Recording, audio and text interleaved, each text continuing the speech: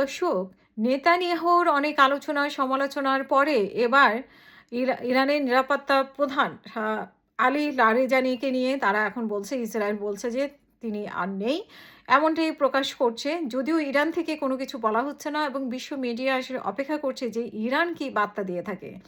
এখন নেতানিয়াহুর আলোচনাটা ঢাকার জন্য এটা বলা হচ্ছে কিনা। নেতানিয়াহুকে আমরা দেখেছি যে একেকবার একেক ভঙ্গিতে আসছে এবং যতভাবেই আসছে না কেন ততভাবেই সমালোচনা হচ্ছে। বাট এরই মধ্যে ইসরায়েল দাবি করছে যে ইসরায়েলের প্রতিরক্ষা মন্ত্রী দাবি করছে যে আলী লারিজানিকে তারা হত্যা করেছে এমনটা বলছে। বাট ইরানের খবর মানে সংবাদ মাধ্যমগুলোতে এখনও আনুষ্ঠানিকভাবে যেহেতু কোনো কিছুই উল্লেখ করা হয়নি। আলী লারিজানি আসলে যেই ভূমিকা পালন করছে ইরানের এবং সবচেয়ে ক্ষমতার কাঠামো এবং শান্ত এবং বাস্তবমুখী একটা তিনি তার ভূমিকা পালন করছেন এবং আ মানে জার্মান দার্শনিক ইমানুয়েল কান্টের উপর তিনি বই লিখেছেন এবং পশ্চিমাদের সঙ্গে পারমাণবিক চুক্তি নিয়েও আলোচনা করেছেন। ১ মার্চ ইরানের সর্বোচ্চ নেতা পর্ষদের ৬৭ বছর বয়সী এই সেক্রেটারির কথার ধরন বদলে যায় এবং যুক্তরাষ্ট্র ও ইসরায়েলের বিমান হামলায় ইরানের সর্বোচ্চ নেতা আয়াতুল্লাহ আলী খামেনি ও ইসলামী বিপ্লবী গার্ড বাহিনী কমান্ড মোহাম্মদ ফাকপুর নিহত হওয়ার পর মাত্র ২৪ ঘন্টার মধ্যেই রাষ্ট্রীয় টেলিভিশনে উপস্থিত হয়ে লারিজানি জ্বালাময়ী বক্তৃতা দিয়েছিল। তখন থেকেই আসলে টার্গেটে পরিণত হয়েছিল এই লারিজানি যুক্তরাষ্ট্র এবং ইসরায়েলের।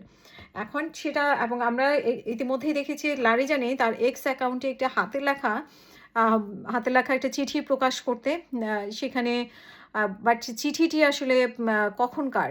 চিঠিটি আগের না এখনকার সে বিষয়েও কোনো কিছু জানা যায়নি। যার জন্য এখন একটা ধোঁয়াশা তৈরি হয়ে গেছে এবং আলী রাজির পাশাপাশি আরেকজন নেতাকেও তারা হত্যা করেছে বলে তারা দাবি করছে। সেই ব্যাপারেও এখনো কিছু জানা যায়নি। সো আমরা আসলে অপেক্ষায় আছি সে উম আ আলী রাজি সত্যি মারা গেছে কিনা বা নেতানিয়াহুর কথা যেটা বলা হচ্ছে সেখানেও একটা ধোঁয়াশা আছে। সেটাও কতটা সত্যি সেটাও আমরা জানার অপেক্ষায় আছি এবং সাথে, সাথে বার্জিস ফোর্সের প্রধান মানে সোলাইমানকেও নিহত করেছে এমন দাবিও ইসরায়েল করছে। সো দুজন ব্যক্তি দুজনেই খুবই ক্ষমতাশীল ব্যক্তি এবং এই দুজনের যদি সত্যিকারে আল্লাহ না করুক কোনো কিছু হয় তাহলে হিসাব-নিকাশ বদলে যাবে এমনটা ইসরায়েল দাবি করছে।